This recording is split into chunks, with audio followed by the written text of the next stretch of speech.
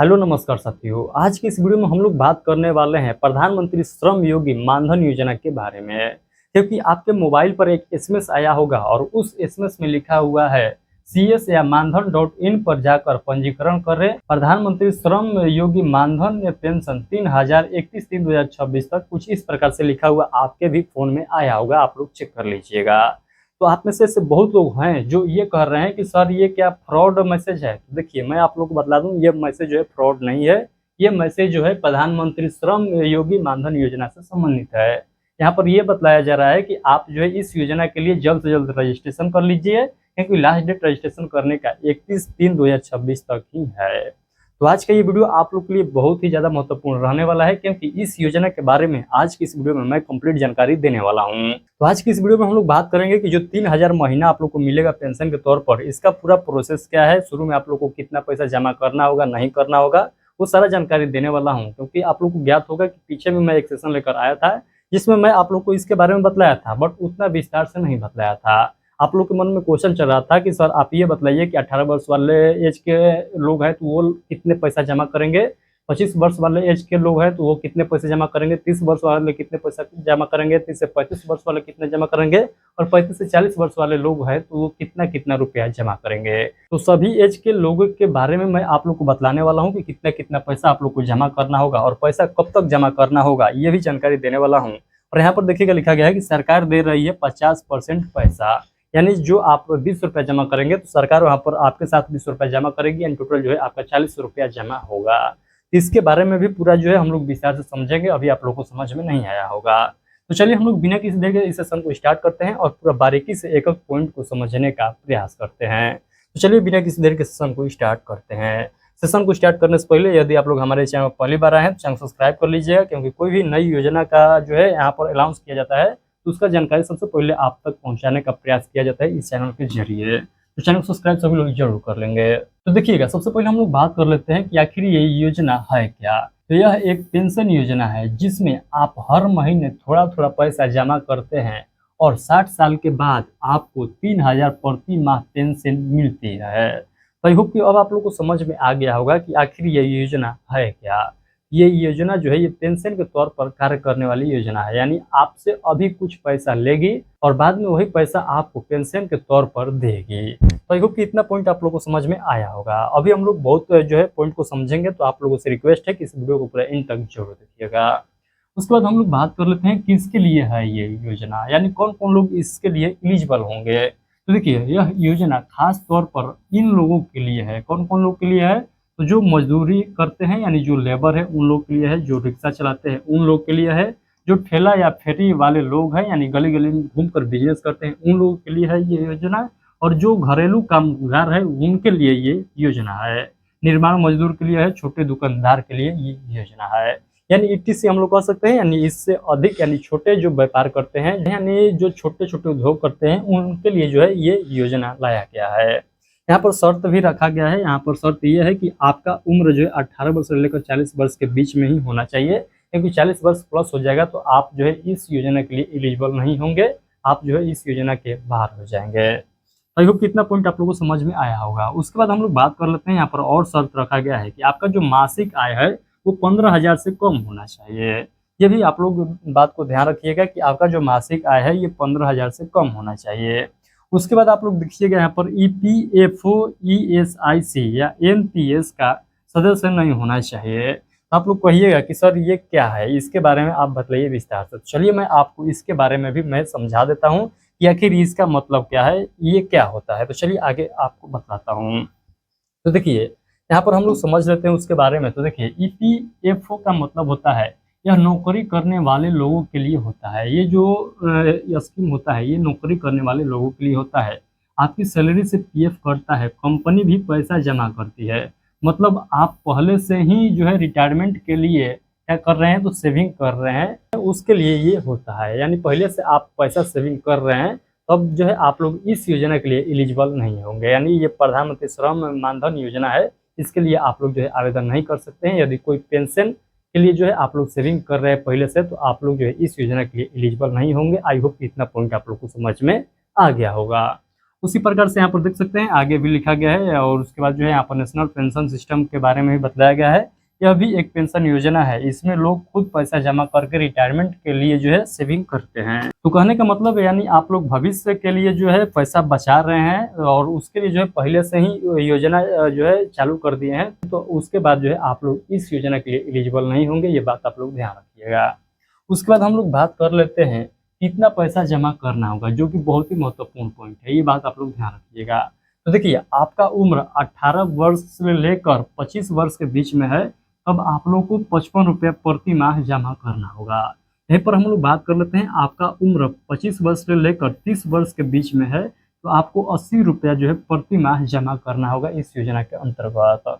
यदि आपका उम्र 30 वर्ष से लेकर 35 वर्ष के बीच में है, तो आप लोग को 105 रुपये प्रति महीने जमा करना होगा। और आपका उम्र 35 वर्ष से लेकर 40 वर्ष के बीच में है, तो अब आपको जो है यहाँ पर 150 रुपये जमा करना होगा। और आपका उम्र जो है 40 वर्ष हो जाता है, तो आप लोग को जो है 200 रुपया जमा करना होगा। तो यहाँ पर एज ग्रुप के अनुसार यहाँ पर बांटा गया है कि आपका उम्र कहाँ से कहाँ तक है, तो अब आप लोग को कितना कितना रुपया जमा करना होगा। ये पर मंथ आप लोग को रुपया जमा करना होगा। आई होप इतना पॉइंट आप लोग को समझ में आ गया होगा।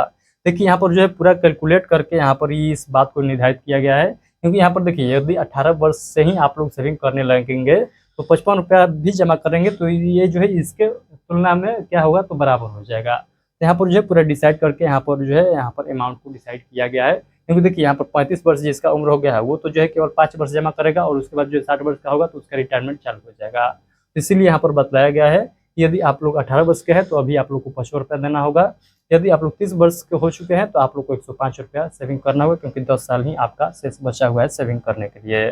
तो ये यहाँ पर कहने का मतलब कि कुल जो है काट छाट कर यहाँ पर ये डिसाइड किया गया है। उसके बाद हम लोग बात कर लेते हैं, सरकार भी उतना ही पैसा देती है, यानी 50 आप देंगे तो 50 क्या करेगी, तो सरकार देगी, यानी सरकार योगदान आपको देगी। ये बात आप लोग को समझ में नहीं आया होगा, तो चलिए मैं आप लोग को ये बात को भी समझाने का प्रयास करता हूँ, क्योंकि मैंने शुरू में ही बताया था कि आज के ये वीडियो में थोड़ा बहुत भी आपको डाउट नहीं होने वाला है। तो चलिए मैं आप लोग को इसके बारे में भी पूरा विस्तार से समझा देता हूँ। देखिए, आसान उदाहरण से आप लोग समझिएगा, तो आसान उदाहरण से आप लोग समझने का प्रयास करिएगा। मान लो कि आपकी उम्र 25 साल है, ठीक है, मान लीजिए कि आपकी उम्र कितना है, 25 साल है। आप हर महीने जमा करते हैं कितना, 80 रुपया। सरकार भी जमा करेगी कितना, 80 रुपया, यानी हर महीने आपके खाते में कुल जमा कितना होगा, तो 160 रुपया जमा होगा। तो 50-50 का मतलब यही हुआ, यानी 50% आप जमा करेंगे तो 50% सरकार जमा करेंगे, यानी 50 रुपये आप जमा करेंगे तो 50 रुपया सरकार जमा करेंगी। ऐसे में टोटल जो जमा होगा वो 100 रुपया जमा होगा। आई होप ये सभी पॉइंट आप लोगों को क्लियर हो गया होगा। यहाँ पर देखिए, यहाँ पर और समझिए, और उदाहरण यहाँ पर ले सकते हैं।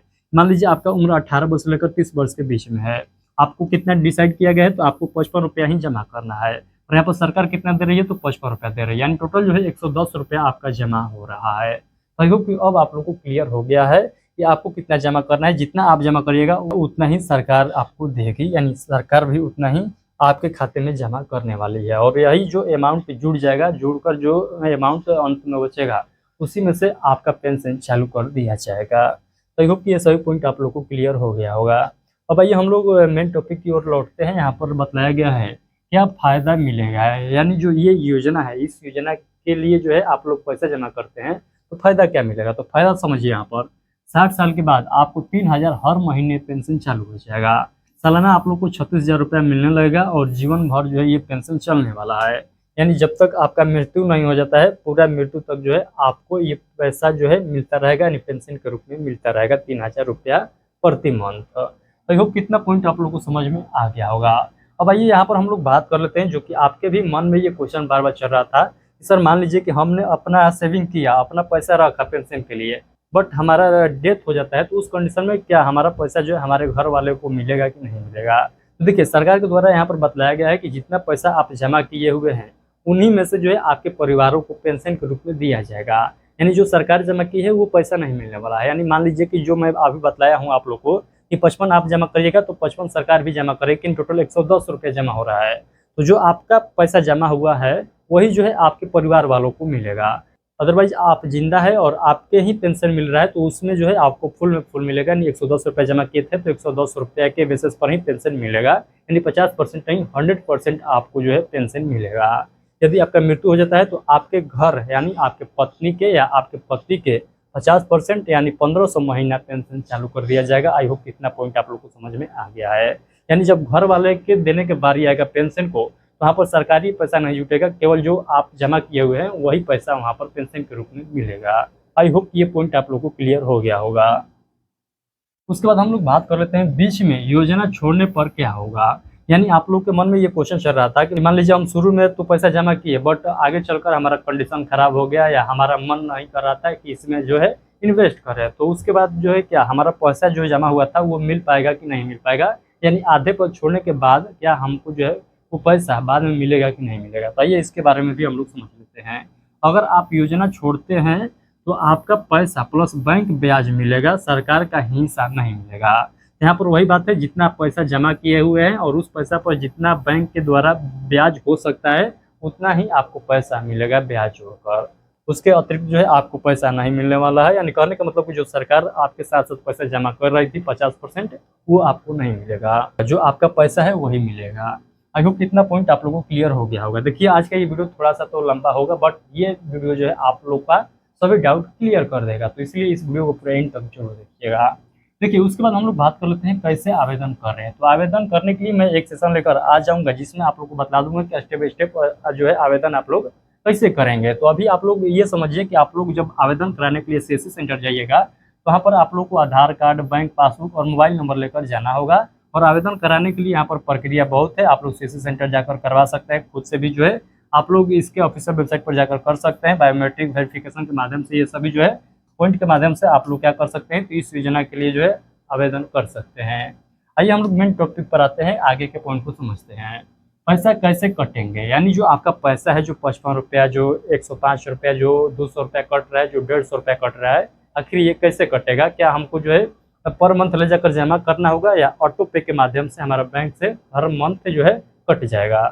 तो देखिए यहाँ पर जो है हर महीने ऑटो डेबिट आपके बैंक खाते से कटेंगे। यानी आपको पैसा जमा नहीं करना है, आप अपने खाते में पैसा रख ले रहिए, वहीं से आपका पैसा कट जाएगा। यानी ऑटो पे यहाँ पर इनेबल रहेगा। योजना की खास बातें हम लोग समझ लेते हैं। तो बहुत कम पैसा जमा करना है, सरकार बराबर पैसा देती है, ये तो मैं आप लोग को समझा दिया हूँ। बुढ़ापे में जो है फिक्स आय हो जाएगा, आपको 3000 रुपया और 36,000 रुपया जो है आपको सालाना मिलेगा। गरीब और मजदूर वर्ग के लिए सबसे बेहतरीन योजना है, तो ये जो है सभी लोग जो है इसके लिए आवेदन जरूर करेंगे। अदरवाइज आपके ऊपर डिपेंड करता है कि आप जो है इस योजना के बारे में क्या समझते हैं, आप जो है इस योजना का बेनिफिट लेना चाहते हैं कि नहीं लेना चाहते हैं, ये आप पर डिपेंड करता है। मेरा कर्तव्य है समझाना, मैं समझा दिया हूँ, उसके बाद आपको डिसाइड लेना है कि आप क्या करेंगे।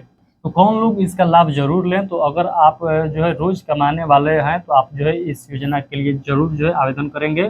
कोई अस्थायी नौकरी नहीं है तब पर भी आप लोग जो है इस योजना के लिए जरूर अप्लाई करेंगे। भविष्य की चिंता है तब पर भी यह योजना आपके लिए बेस्ट है। तो यह योजना आपके लिए बहुत ही फायदेमंद है।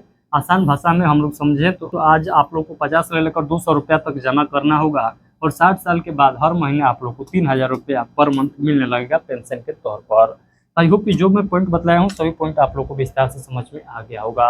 इतना समझाने के बावजूद भी आप लोग के मन में डाउट रह जाता है, तो अब जो है मैं इस पर सेशन लेकर नहीं आऊँगा, क्योंकि आज के इस वीडियो में मैं कंप्लीट जानकारी आप लोग को पूरा विस्तार से समझाने का प्रयास किया हूँ। अदरवाइज थोड़ा बहुत भी डाउट रह जाता है आप लोगों के मन में, तो उस डाउट को इस वीडियो को कमेंट बॉक्स में रख दीजिएगा।